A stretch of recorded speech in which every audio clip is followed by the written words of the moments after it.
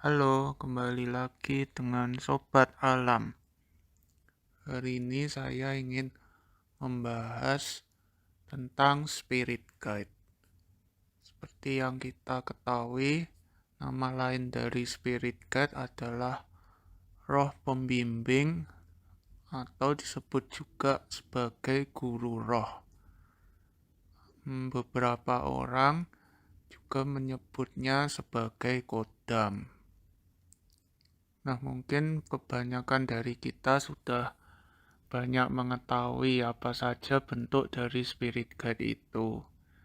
Spirit guide ada yang berbentuk hewan, juga ada yang berbentuk mirip manusia, bahkan ada yang berupa malaikat dan dewa-dewa lainnya. Namun, pernahkah kalian bertanya, kenapa sih kok ada spirit guide di sekitar kita? Ya, kenapa ada roh pembimbing, kenapa ada roh yang mau melindungi kita? Mungkin selama ini kita belum pernah memikirkan ke arah sana. Mungkin kita selama ini sudah mengetahui ada berbagai macam bentuk spirit guide dan juga bentuk dan energi kodam yang sudah ada saat ini. Jadi sebenarnya kenapa ada spirit guide?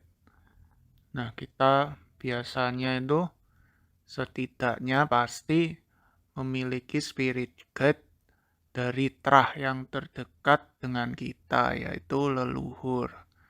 Leluhur itu adalah nenek moyang maupun kakek moyang dan di atas kita yang masih ada hubungan darah maupun saudara. Nah, kenapa kok banyak spirit guide yang hadir, baik membimbing kita juga melindungi kita?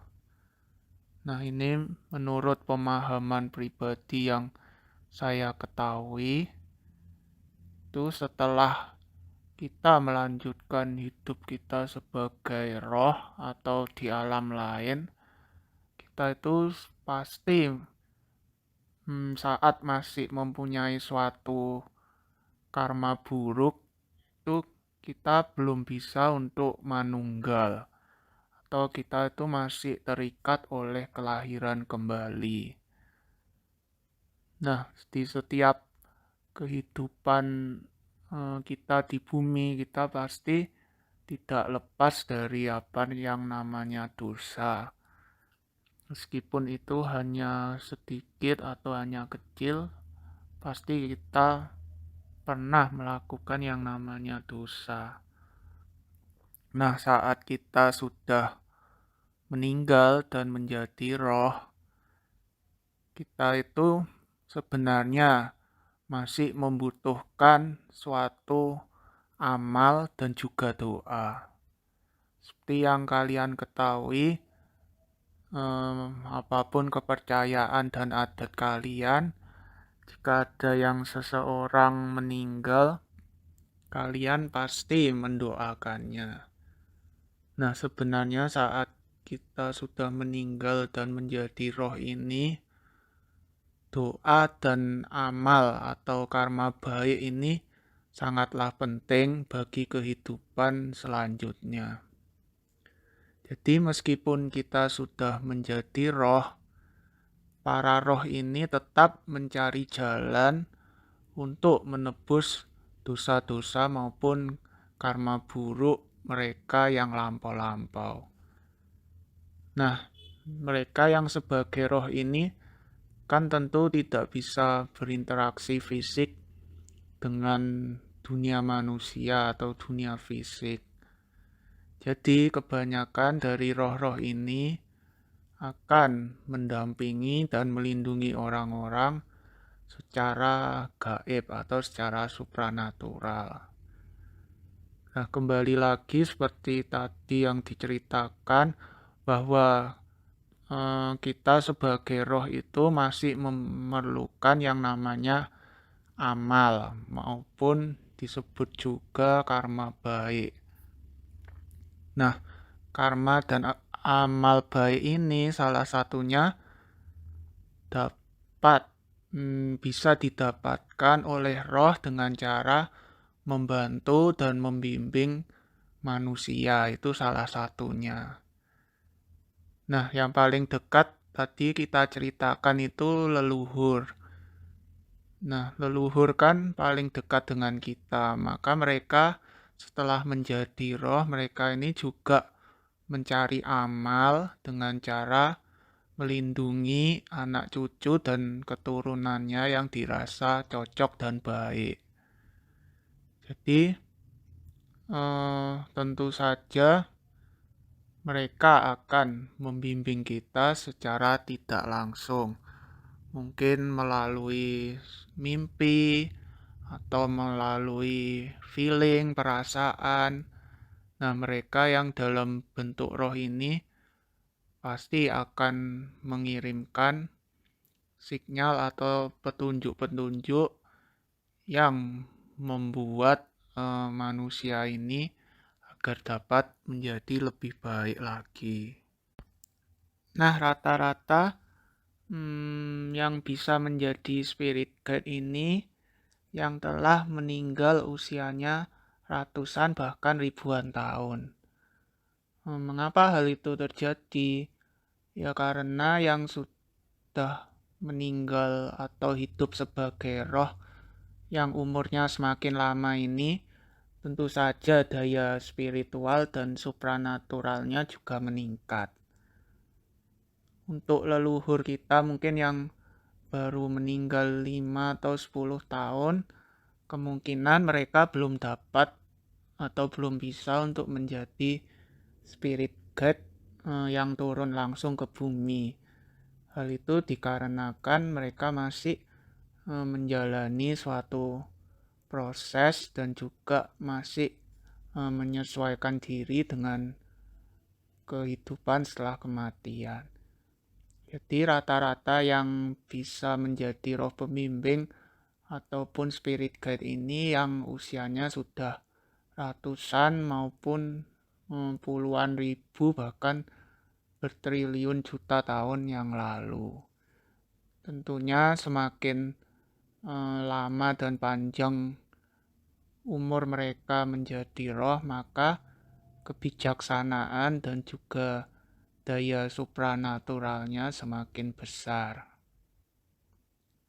Nah, banyak dari roh-roh pembimbing sendiri, kebanyakan dari mereka akan mencari orang-orang dengan aura yang cocok dengan mereka. Ya contohnya spirit guide kita adalah orang yang lemah lembut. Jadi otomatis dia akan mencari manusia yang aura dan karakteristiknya kurang lebih sama.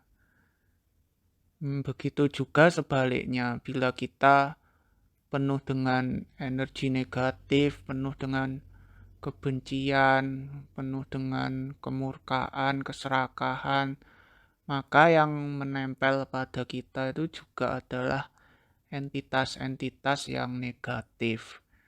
Ya, entitas yang negatif ini bisa saja seperti hantu, setan, bahkan ada yang kelasnya berat itu bahkan seperti iblis.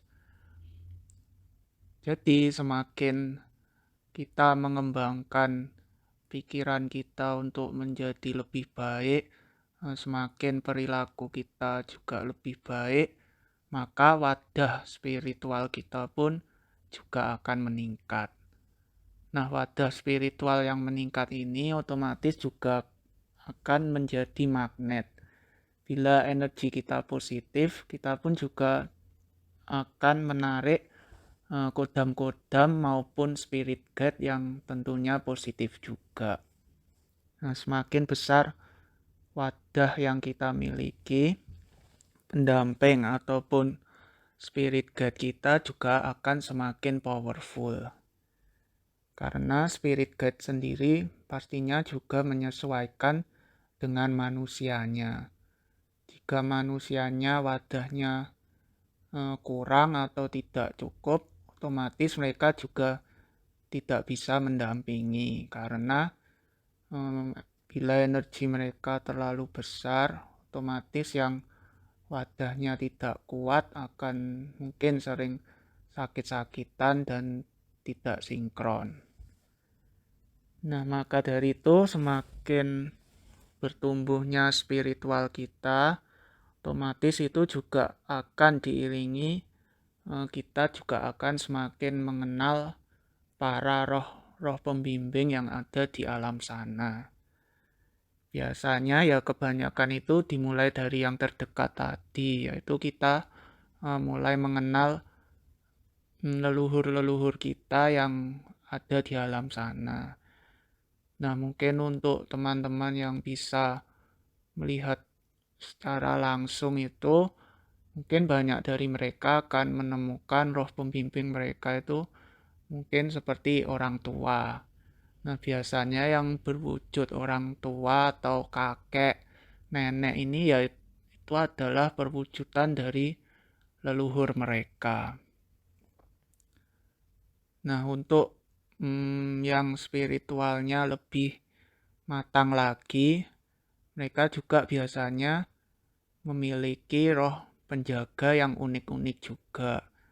Ya, misalkan seperti energinya itu seperti hewan yang mitologi-mitologi yang ada pada sosok hewan, mungkin berbentuknya seperti naga, mungkin bentuknya itu seperti hewan-hewan yang ada dalam film fantasi.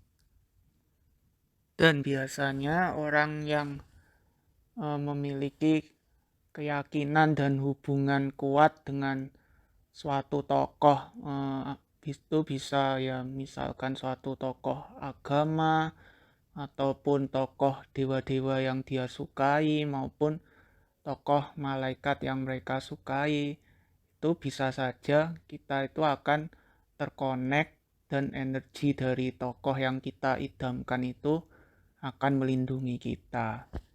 Nah, tapi ini biasanya dengan syarat kita itu juga melakukan ajaran-ajaran kebaikan dari tokoh tersebut.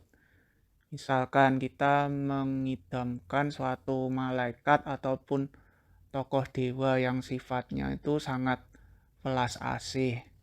Nah, maka dari itu kita mengambil sikap yang positif ini dan menerapkannya dalam kehidupan sehari-hari.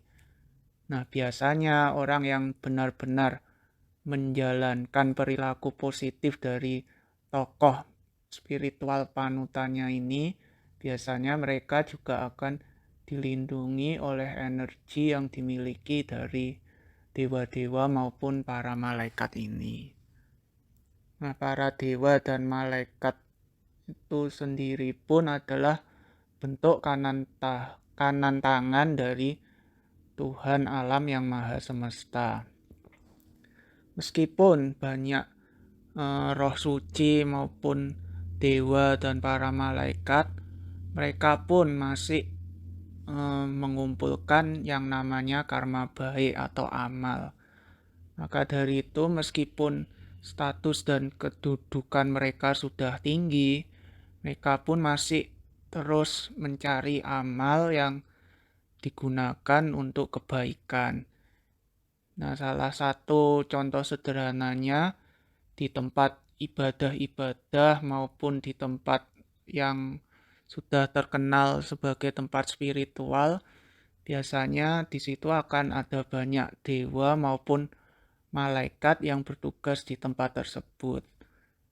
Jadi mereka itu bertugas di sana dengan mendengarkan doa-doa ataupun keluhan permasalahan orang-orang yang ada di sana.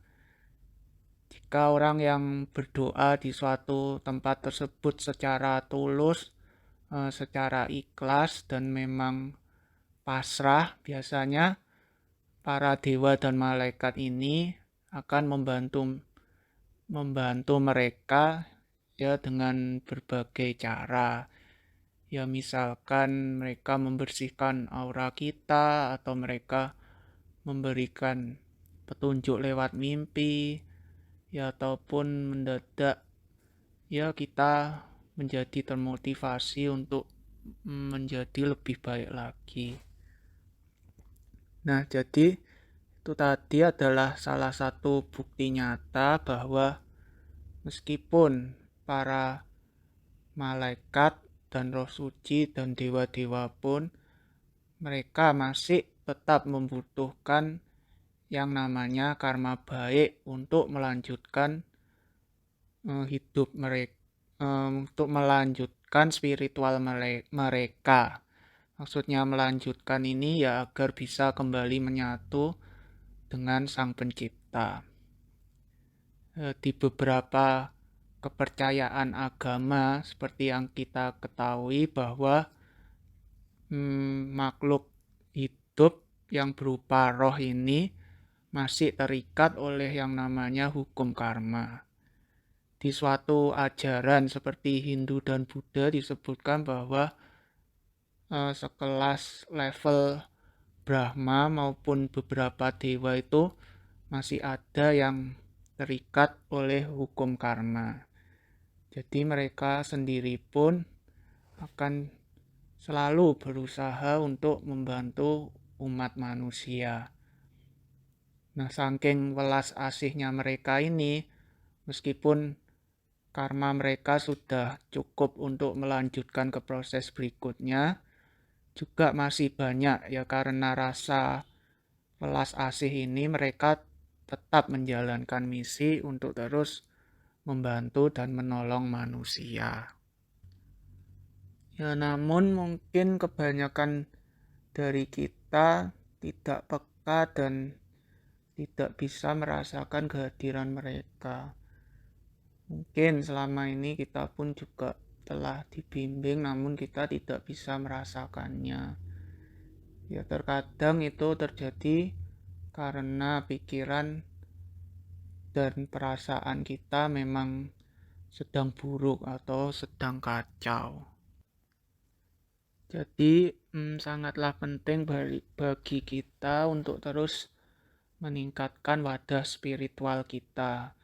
Meningkatkan wadah spiritual kita ini ada banyak macamnya. Bisa kita meningkatkan kesadaran kita dengan meditasi, juga bisa menerapkan perilaku dan cinta kasih dalam keseharian hidup kita.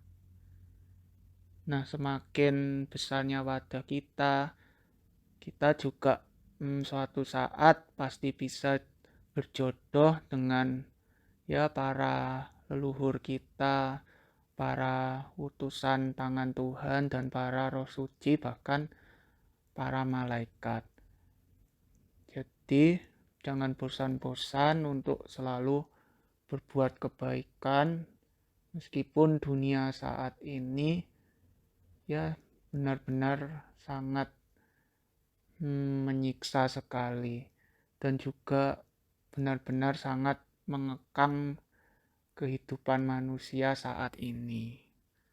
Dan juga mungkin banyak dari kita yang salah kaprah bahwa kita ini seperti selalu saja berdoa hanya untuk minta pertolongan atau bantuan dari spirit guide kita. Mungkin banyak dari kita ya masih mementingkan ego kita sehingga kita ini hanya pengennya itu ditolong terus oleh spirit guide kita. Padahal di sisi lain kita itu juga harus memikirkan dari roh pembimbing kita. Kita itu juga harus bisa menghargai para dewa dan utusan Tuhan yang lainnya. Maksud di sini dari menghargai itu adalah kita juga tidak boleh lupa untuk ya mengucapkan terima kasih dan memanjatkan doa sebagai ucapan rasa syukur. Sebenarnya kita ini juga perlu untuk mendoakan roh pembimbing kita. Kenapa kita harus mendoakan roh pembimbing kita? Ya karena dengan doa tadi itu kita bisa membantu roh pembimbing kita untuk naik ke level yang berikutnya. Jadi mungkin selama ini banyak orang yang salah sangka dan hanya berpikiran searah saja.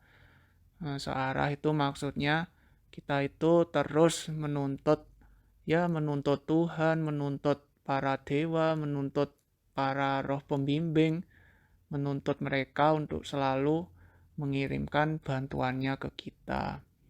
Nah, sedangkan kita sendiri seringkali melupakan tugas dan kewajiban kita sendiri. Padahal kita juga seringkali lupa untuk mempraktekkan perbuatan yang baik. Nah, maka dari itu semoga kita semua bisa saling membantu dan juga berdampingan saling menolong dengan roh pembimbing kita. Tidak hanya kita yang terus-terusan dibantu oleh roh pembimbing kita. Namun kita itu juga harus bisa membantu roh pembimbing kita dengan cara mendoakan dan juga mempraktekkan segala ajaran-ajaran kebaikan yang sudah diturunkan ke kita. Nah, mungkin sekian dulu dari saya. Sampai jumpa untuk konten selanjutnya. Jika ada pertanyaan, mungkin bisa dituliskan di kolom komentar. Terima kasih.